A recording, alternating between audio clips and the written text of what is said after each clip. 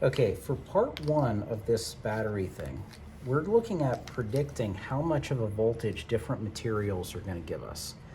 What's interesting is it's the materials themselves. It's not necessarily how much of each is there.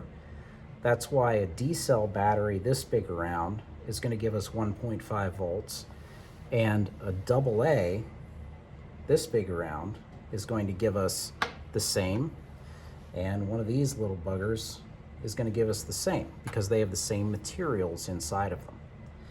Now, in Schoology, you're going to see you have this document. What this is a list of reduction potentials, starting at the top with fluorine, F2, all the way to the bottom with lithium, the negative 3.05. Now, the more negative it is, the more likely it is to release electrons.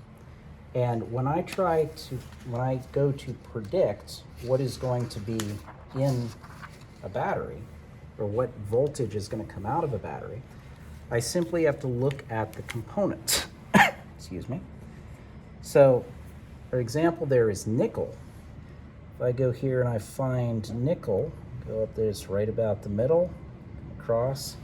Nickel is negative 0.25 volts. And cadmium. When I was growing up, all the batteries were nickel-cadmium batteries, until they discovered that cadmium is ridiculously toxic. Well, they knew that. They just found better things. Now, cadmium is 0.40 volts. So what we're going to do is find the difference between them. So I take the more positive, or less negative, that would be the nickel, minus the more negative,